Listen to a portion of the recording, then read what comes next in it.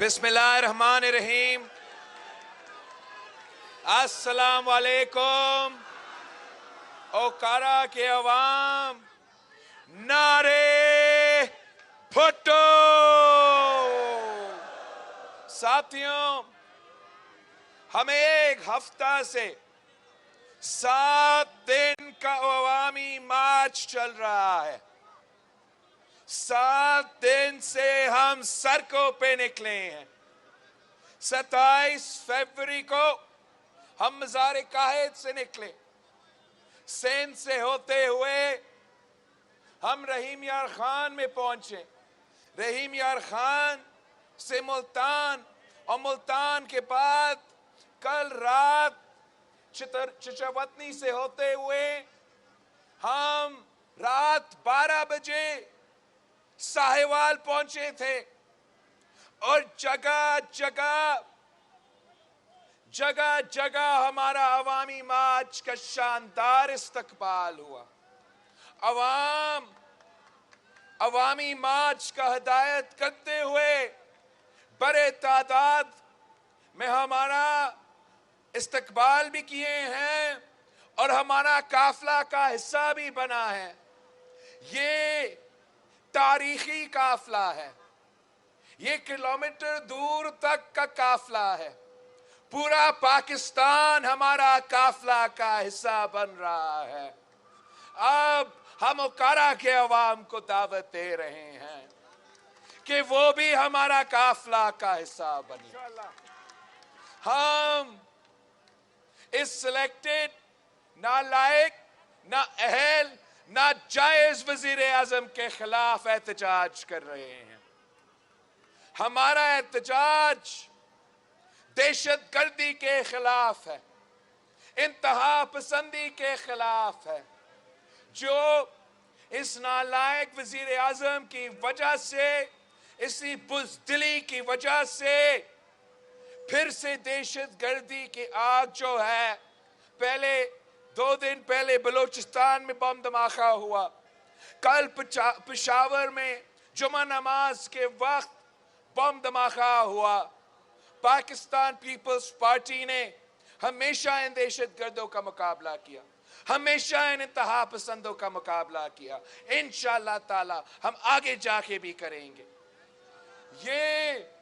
یہ عوامی مارچ ایک احتجاج ہے.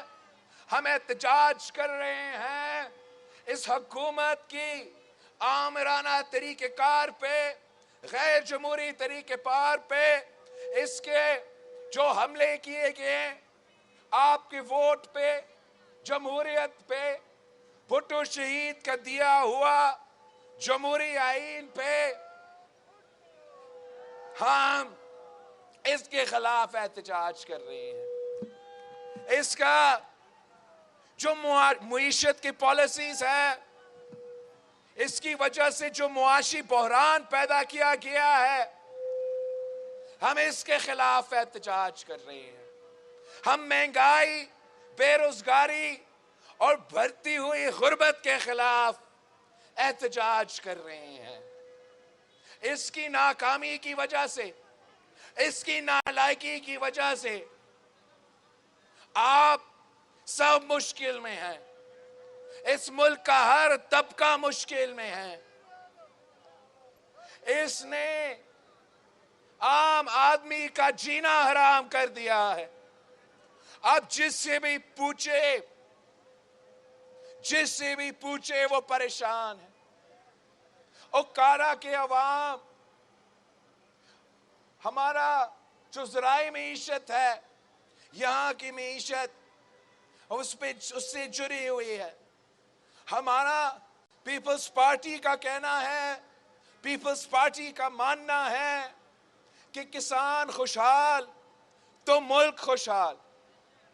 ہم نے ہمیشہ اس ملک کے کسانوں کے لیے جدوجہد لڑا ہے. قائد عوام نے اس ملک کے کسان کو حق دیا، زمین کا مالک بنایا، اور آج کسانوں کا معاشی قتل ہو رہا ہے. مہنگائی کی سونامی میں کسان ڈوب رہا ہے. خان صاحب نے زراعت کے شعبے کے لیے کچھ نہیں کیا ہے. شہید محترمہ بینظیر بھٹو نے اوکارا کے فارمرز کے لیے، اوکارا کے کسانوں کے لیے آواز بلند کی تھی. میں جگہ جگہ جا کے یہ کہانی بتاتا ہوں کہ جب شہید محترمہ بینظیر بھٹو وزیر اعظم تھی اور کسان کو اپنا فصل کی قیمت نہیں مل رہا، کسان کو اپنا فصل کی قیمت نہیں مل رہا تھا، آلو کا کاشتکاروں کو اپنا فصل کی قیمت نہیں مل رہا تھا، تو اس وقت شہید محترمہ بینظیر بھٹو نے ہدایت دی. وہ عوامی وزیر اعظم تھی، وہ کسانوں کے وزیر اعظم تھی. اس نے ہدایت دی کہ حکومت یہ سارے آلو خریدیں گے، اور پورا انتظامیہ، پورا بیوروکریسی، سارا حکومت پریشان ہو گیا کہ ہم اتنا آلو خرید کے بھی کیا کریں گے. شہید محترمہ بینظیر بھٹو نے کہا کہ اس آلو کو خرید کے آپ سمندر میں پھینکے، مچھلیوں کو کھلا دے، مگر میرا کسان بھوکا پیٹ نہیں سوئے.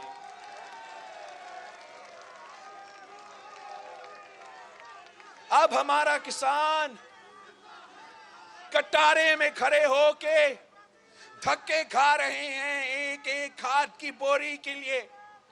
اس نے کھاد کا بحران پیدا کیا، اس نے یوریا کا بحران پیدا کیا، اس نے ڈی اے پی کا بحران پیدا کیا، اور بلیک مارکیٹ سے خریدنے پر مجبور ہے ہمارا کسان بھائی. ذرائع معیشت کو تباہ کر دیا ہے. جب تک ذرائع معیشت ترقی نہیں کرے گا تب تک پاکستان کا معیشت نہیں ترقی کر سکتا ہے. پاکستان پیپلز پارٹی نے کل بھی اس ملک کے کسانوں کی خدمت کی، اور انشاءاللہ تعالی آنے والے کل میں بھی ہم اس ملک کے کسانوں کے نمائندے ہیں، اس ملک کے کسان کے آواز بنیں گے اور ان کے مسائل حل کریں گے. اس وزیر اعظم نے سب سے بڑا دھوکہ اس ملک کے نوجوانوں سے کی ہے. اس ملک کی وزیر اعظم نے اس ملک کے مستقبل سے جھوٹ بولا. اس وزیر اعظم نے یوتھ سے کیے گئے ہر وعدہ پر یو ٹرن لیا. وعدہ کیا روزگار کا، وعدہ کیا 1 کروڑ نوکریوں کا، روشن مستقبل کا. آپ آج پاکستان کے نوجوانوں سے پوچھیں کہ کیا آپ کو پرانا پاکستان پسند تھا یا آپ کو نیا پاکستان پسند آ رہا ہے. آپ اس ملک کے نوجوانوں سے پوچھیں کہ تبدیلی پسند آیا، تو وہ آپ کو بتائیں گے، وہ آپ کو بتائیں گے یہ تبدیلی نہیں، تبدیلی کے نام پہ تباہی ہے. یہاں مجھے بہت نوجوان نظر آ رہے ہیں، طالب علم نظر آ رہے ہیں جو اپنے یونیفارمز میں کھڑے ہیں. اگر آپ طالب علم ہو، اگر آپ نوجوان ہو، اپنا ہاتھ کرا کرے، ذرا مجھے دکھائے کتنے نوجوان ہمارے سامنے.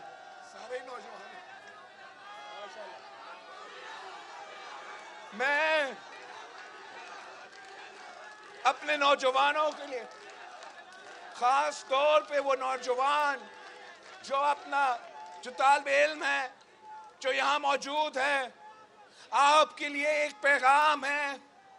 آپ نے یہ پیغام اپنے ساتھیوں کو دینا ہے. میں آپ کی طرح نوجوان ہوں، میں آپ کے مسائل سمجھتا ہوں. میں پاکستان پیپلز پارٹی نے ہمیشہ نوجوانوں کی خدمت کی ہے، اور ہم نے ہمیشہ روزگار دلوایا ہے.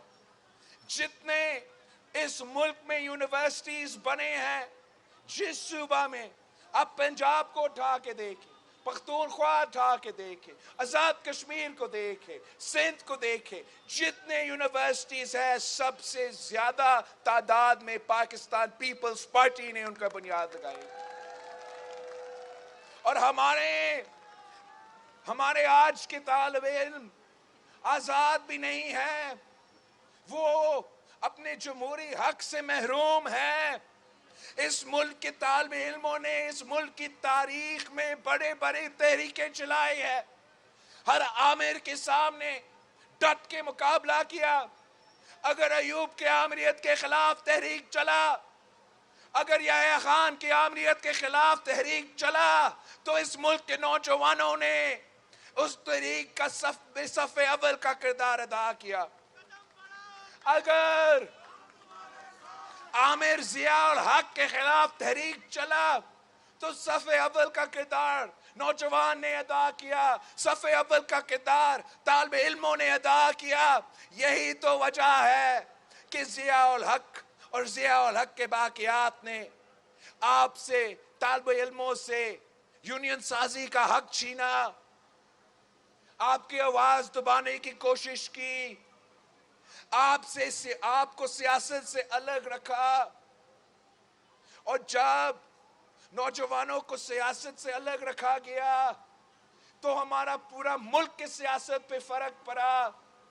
آج اگر ہم پوچھتے ہیں کہ لسانی بنیاد پہ، برابری کی بنیاد پہ، مذہب کے بنیاد پہ سیاست کیوں ہوتا ہے، تو سب سے بڑا وجہ یہ ہے کہ آپ نے اس ملک کے نوجوانوں کو نظریاتی سیاست سے دور کیا، آپ نے اس ملک کے نوجوانوں کو جمہوری سیاست سے دور کیا۔ پاکستان پیپلز پارٹی چاہتی ہے کہ اس ملک کے نوجوان اپنے مستقبل کے فیصلے کریں، اس ملک کے نوجوان سیاست کریں۔ یہ کیا مذاق ہے کہ تعلیمی اداروں میں ٹیچرز کا حق ہے کہ وہ یونین بنائیں، ہر امپلائی کا حق ہے کہ وہ اپنا یونین سازی کرے، مگر آپ کو روکا جاتا ہے، اسٹوڈنٹس کو روکا جاتا ہے کہ وہ یونین سازی نہیں کر سکتے۔ ان کا اپنا آواز ان اداروں میں جو ان کے لیے بنے ہوئے ہیں، ان اداروں میں ان کا آواز نہیں سنا جاتا۔ جب یہ باقی لوگ بیٹھ کے اسٹوڈنٹس کے لیے فیصلے لیتے ہیں تو ان ادارے میں اسٹوڈنٹس کو ان فیصلے لیتے ہوئے اسٹوڈنٹس کو بتایا نہیں جاتا۔ سندھ نے ابھی اسٹوڈنٹ یونین سندھ میں بحال کیا گیا، اور ہم چاہتے ہیں کہ ملک بھر میں، پنجاب میں، پختونخوا میں، بلوچستان میں، آزاد کشمیر اور گلگت بلتستان میں بھی، اسلام آباد میں بھی اسٹوڈنٹ یونینز کا بحالی ہو۔ ہمارا طالب علم کو آزاد کرو، جمہوری حق دلوا دو، ان کو اپنا آواز دے دو۔ ہمیں یقین ہے کہ اس ملک کے نوجوان جب خود اپنے فیصلے لیں گے، خود اپنے مستقبل کے فیصلے لیں گے، تو ہم مل کے اس ملک کی قسمت بدل دیں گے۔ میں یہاں کے نوجوانوں کو، یہاں کے پی ایس ایف سے کہتا ہوں، آپ اپنا کیمپین جاری رکھیں۔ انشاءاللہ تعالی جیسے ہم نے سندھ میں اسٹوڈنٹ یونینز کو بحال کیا، یہاں بھی ہم اسٹوڈنٹ یونینز کو بحال کریں گے، یہاں کے اسٹوڈنٹس کو بھی۔ ہم تو غریبوں کی جماعت ہے، عام آدمی کی جماعت ہے، یہ کوئی نعرہ نہیں ہے، یہ ہمارا حقیقت ہے۔ بھٹو شہید، بی بی شہید، اور آج بھی پیپلز پارٹی عام آدمی کا جماعت ہے۔ میں آپ سے پوچھتا ہوں، یہاں اوکارا میں کس نے غریب آدمی کو مالکانہ حقوق دیا؟ آج جو آپ جس ایریا کو آپ بھٹو کالونی کے نام سے پکارتے ہیں، وہاں کے عوام کو قائد عوام نے مالکانہ حقوق دیا۔ ہم آج بھی اپنا مارچ کی مطالبات میں ہیں کہ ہم حق ملکیت کے لیے جدوجہد کر رہے ہیں۔ ہم سمجھتے ہیں یہ زمین، یہ سرزمین جو اس کے اوپر اگتا ہے، جو اس کے نیچے بھی ہے، یہ پاکستان کے عوام کے ہیں، اور ہم آپ کو آپ کا مالکانہ حق دلوانا چاہتے ہیں۔ جہاں جہاں کچی آبادیوں آباد ہے، گھوٹ آباد ہے جہاں لوگ نسلوں سے رہ رہے ہیں مگر ان کا نام کا زمین نہیں. نام کا تو حکومت کا ہے, صوبائی حکومت کا, وفاقی حکومت کا. یہ ہمارا مشن ہے انشاءاللہ تعالی, ہمارا مشن ہے انشاءاللہ تعالی. ہم ان کو ریگولرائز کریں گے اور وہاں کے غریب لوگوں کو مالکانہ حقوق دلوائیں گے. یہ ان کا اپنا حق ہے, یہ ان کا سرزمین ہے, یہ ان کا اثاثہ ہے. یہ نہ ہمیں روزگار دے رہے ہیں, نہ آپ کے لیے ترقیاتی منصوبے کر رہے ہیں. کم از کم یہ آپ کا اپنا گھر, آپ کا اپنا سرزمین کا حق آپ کو دلوا دے.